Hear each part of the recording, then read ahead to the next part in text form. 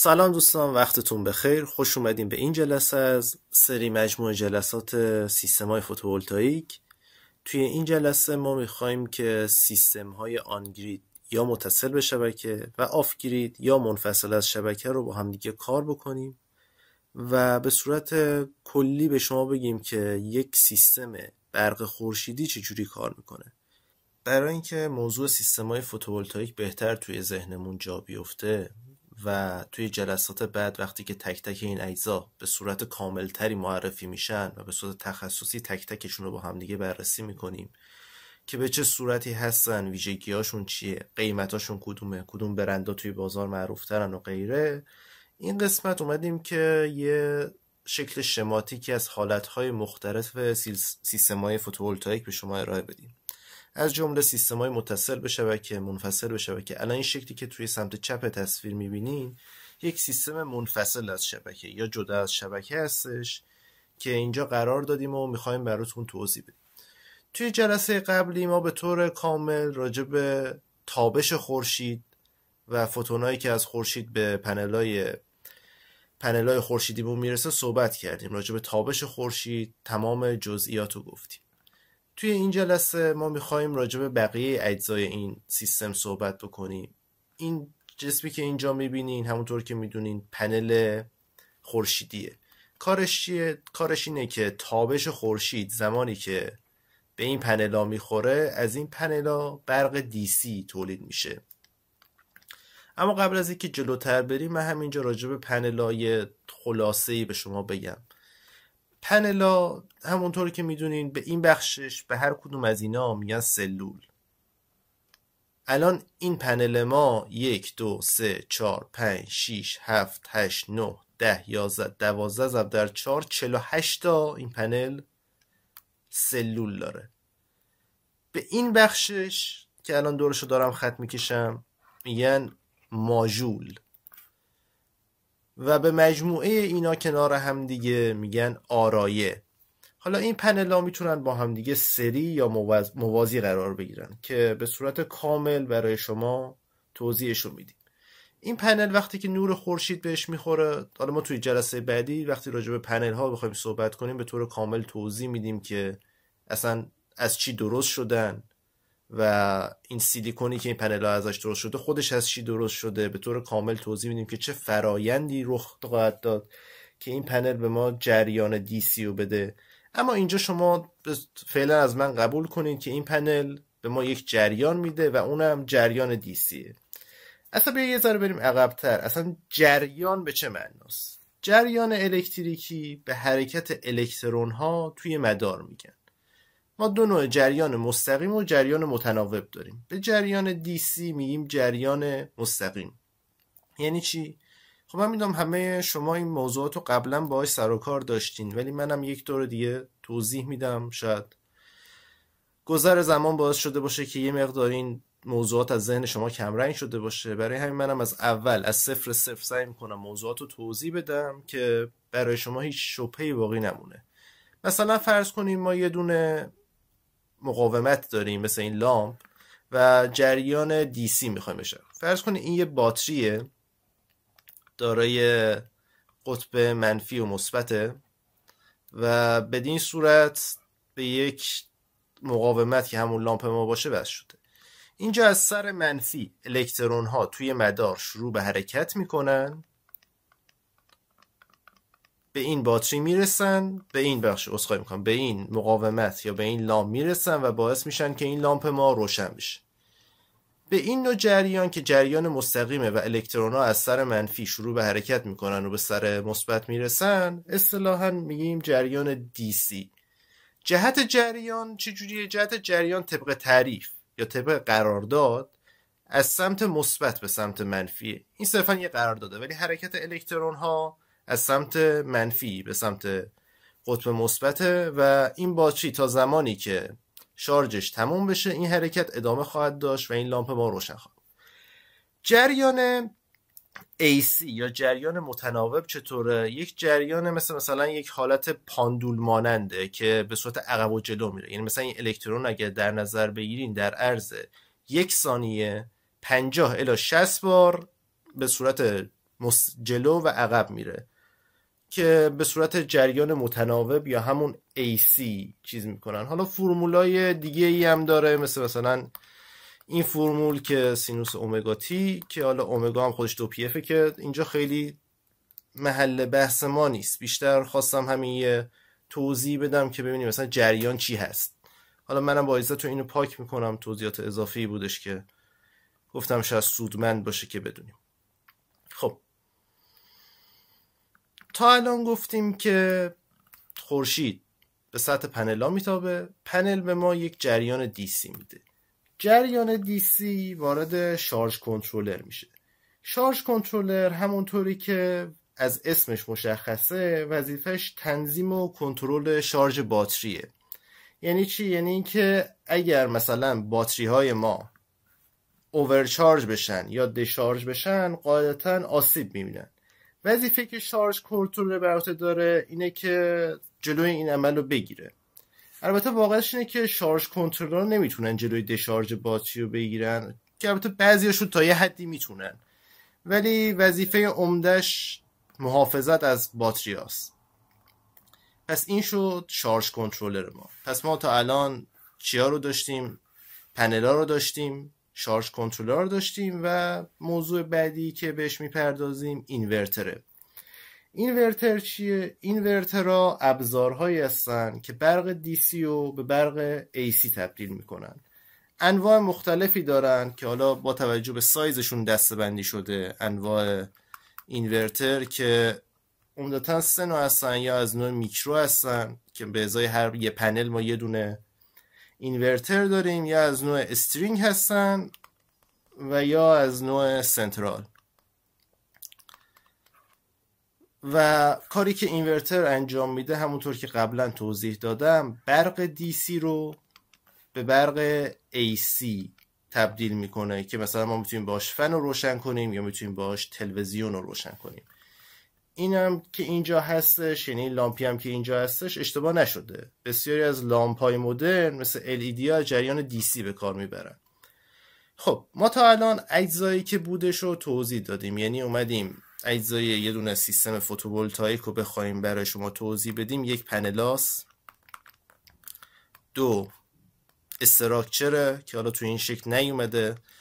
من یه توضیح هم بخوام در رابطه با استراکچر رو بدم. استراکچر یا همون سازه نگهدار پنل خورشیدیه که چارچوب یا پایه اون فلزی و آلومینیومیه و این پنل ها میتونن روش قرار بگیرن.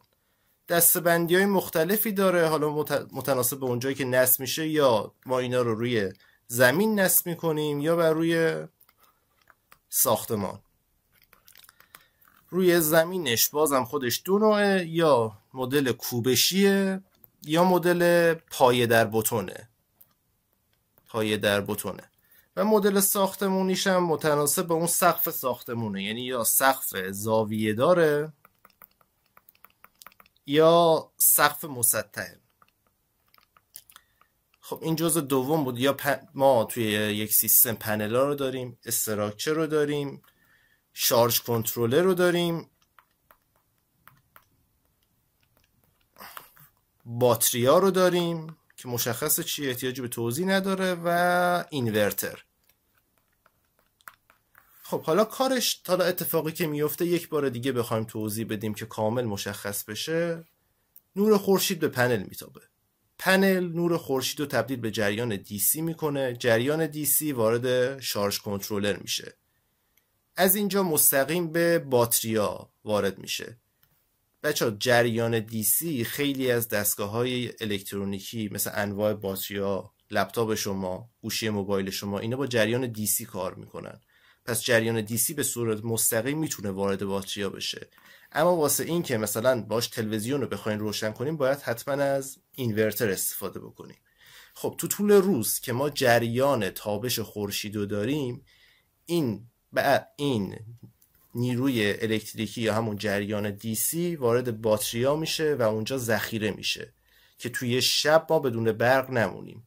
حالا اگر ما یه سیستمی داشته باشیم مثلا مدارس یا مثل نیروگاه‌ها یا مزارع خورشیدی که هدفمون فروش به شبکه باشه، اون موقع تکلیف چیه؟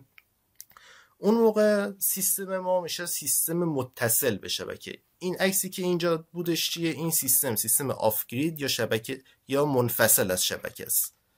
منفصل از شبکه. خب حالا اگه بخوایم ما مثلا اینجا یه دونه سیستم متصل به شبکه رو بخوایم بکشیم، به چه صورت خواهد بود؟ بذارید من اینجا خودم بکشم که بهتر. ما اگه بخوایم یه دونه سیستم متصل به شبکه که هدف اصلیش چیه؟ هدف اصلیش یا مثل مدارسه که صرفا توی روز به برق احتیاج دارن، یا می که اصلا هدفش فروش برق به شبکه هستش. اگر بخوایم یه دونه سیستم متصل به شبکه رو بکشیم به این صورته. ما خب خورشید رو داریم. خورشید تابشش به پنلاس، پنلا جریان دیسی رو میدن، جریان دیسی وارد اینورتر میشه، جریان AC از طرف دیگه اینورتر خارج میشه، وارد کنتور دو طرفه میشه و وارد شبکه میشه. حالا این کنتور دو طرفه چیه؟ یک دستگاهیه که اندازه میگیره ببینه ما چقدر برق یعنی چقدر برق به شبکه ما صادرات کردیم و چقدر برق از شبکه دریافت کردیم و وارد شبکه میشه و ما میتونیم برقمون رو به دولت بفروشیم، که حالا به صورت کامل توضیح میدم که در آینده که سیستم فروش برق به شبکه برای نیروگاه ها به چه صورت هستش، فروش توی بورس به چه صورت هستش. توی ادامه کاملا تمام این مباحث توضیح داده میشه. ولی واسه اینکه یک بار دیگه خیلی سریع مرور بشه، خیلی سریع از اول برای شما توضیح میدم. ما فرض کنید یه باغی داریم که میخوایم هم روز برق داشته باشیم هم شب. سیستم ما سیستم جدا از شبکه است. یعنی این باغ ما مثلا یه مکان دور افتاده قرار داره، یه مکان دور از شهری قرار داره و ما به برق شهری دسترسی نداریم. میایم از این سیستم استفاده میکنیم که یک بار دیگه خیلی سریع بگم تابش خورشید به پنل‌ها صورت میگیره. از پنل جریان برق دیسی خارج میشه، جریان برق دیسی وارد شارژ کنترلر میشه. چرا وارد شارژ کنترلر میشه؟ واسه اینکه باتری ها آسیب نبینن. وارد شارژ کنترلر میشه، باتری ها شارژ میشن و در زمان بی‌برقی از این باتری ها به مدار تزریق میشه. از طرف دیگر این جریان برق دیسی برای اینکه بخوایم باش تلویزیون یا فن روشن کنیم نیازه که به جریان متناوب یا AC تبدیل بشه. پس ما از یه وسیله به نام اینورتر استفاده میکنیم که این جریان برق دیسی رو به جریان برق AC تبدیل میکنه. بریم که توی اسلاید بعدی مدل های دیگه اینو با هم دیگه ببینیم. خب توی این اسلاید ما دو تا عکس از دو تا سیستم آف گرید یا منفصل از شبکه رو داریم. هر جفتشون برای کمپینگ استفاده میشن و وقتی که شما برای کمپینگ میرین اگه یه همچین سیستمی داشته باشین میتونین به اندازه مثلا برای 2 تا 4 نفر برق مورد نیازشون رو تامین بکنین. مجددا همونطور که قبلا توضیح داده شده بود واسه مثلا یه همچین کمپینگی یه پنل 100 وات استفاده میشه. 100 وات، حالا این مدل پنل ها از نوع تاشوه و وقتی مثلا ما میگیم پنل 100 وات، وقتی میگیم پنل 100 وات به چه معناست؟ یعنی اینکه اگر شرایط ما STC باشه، یعنی چی؟ یعنی اینکه اگر دما 25 درجه سلسیوس باشه و تابش خورشید 1000 وات بر متر مربع باشه، گرد و غباری نداشته باشیم، همه شرایط ایدئال باشه، در اون حالت این پنل به ما 100 وات انرژی میده و توان پنل هم از حاصل ضرب ولتاژ ضرب در جریان به دست میاد. حالا واسه اینکه توان نامیش یا به همون 100 وات اینجا برسیم در ادامه توضیح میدم که ولتاژ و جریان چه نقطه‌ای مد نظر ما هستش. ولی واسه مثلا کمپینگ یه دونه پنل 100 وات برای گروه‌های کوچیک 1 یا 2 نفره جواب میده. دوباره مثل اسلاید قبلی جریان DC وارد شارژ کنترلر میشه که شارژ کنترلرهای ما اینجا MPPT. MPPT مخفف ماکسیموم پاور پوینت ترکینگ، به معنای ردیاب نقطه حد اکثر توانه. کلا شارژ کنترلر را 2 مدلن الان. یا MPPT هن یا PWM هم. PWM هم مخفف Pulse Width Modulation که به معنای مدولاسیون پهنای بانده که توی جلسه‌ای که ما شارژ کنترلر رو توضیح میدیم کاملا بهش خواهیم پرداخت. و مجددا باتری رو شارژ میکنه و اینم اینورتره که توی اسلاید قبلی توضیح دادیم. این عکس یه عکس درست شده به کمک هوش مصنوعیه، یعنی من اون چیزی که توی ذهنم بود و برای هوش مصنوعی توضیح دادم و همچین عکسی رو به من نشون داد. سیستم سمت راستی یه سیستم هیبریده، یعنی ما علاوه بر این که پنل داریم ژنراتور هم داریم. مجددا بخوایم تمام اجزای این عکس رو توضیح بدیم، خب این پنل ماست و نور خورشید بهش میخوره. این خطوطی که اینجا میبینین اینا یه سری خطوطی هستن سیمهای مسی هن. به اینا میگن باسبار. جلوتر کامل توضیح میدیم چی کار میکنن، اما اینجا بخوایم یه اشاره بکنیم هرچی تعداد باسبار ما بیشتر باشه افیشینسی پنلمون بیشتره. قبلا عمدتاً 3 باسبار بودن، بعدش 5، 7 و الان امروزه 9 باسبار هم بسیار متداوله. دوباره اینجا یه دونه پنل 100 وات داریم، شارژ کنترلر داریم که یه تعداد پورت ورودی و یه تعداد پورت خروجی داره و هم این عکس که به کمک هوش مصنوعی درست شدن حقیقتا یه دونه یا 2 تا ایراد ریزم دارن، ولی کلیت عکس رو واقعا هوش مصنوعی خوب در آورده. مجددا وارد شارژ کنترلر میشه. اینجا ما یه ژنراتوری داریم که این ژنراتورا مثلا این یه ژنراتور 2200 وات توانه، تقریبا واسه کوهنوردی بسیار مناسبه. اگه بخوام بگم مثلا تقریبا حدود 20 کیلوگرم وزن همچین ژنراتوریه. وظیفه اصلی ژنراتورها هم همونجوری که میدونین برق تولید میکنه ژنراتور. و این چیزی که اینجا میبینین یه دونه آداپتوره. آداپتور هم کارش چیه؟ 2 تا کار اصلی داره: تبدیل ولتاژ AC به DC و همینطور شارژ کنترل شده به باتریه. چرا ما اینجا یه دونه ژنراتور اضافه کردیم؟ به این دلیل که اگه مثلا ما برای کمپینگ میریم جایی یا به هر دلیلی انرژی خورشیدی تو اون منطقه کافی نباشه، اگر هوا بارونی باشه، نور کافی بهش نرسه، خب اینجا ما از سیستم هیبرید میتونیم استفاده کنیم و بدون برق و بدون باتری نمیمونیم. و اینجا مثلا از یه ژنراتور بنزینی استفاده شده که اون مسئله رو حل کنه.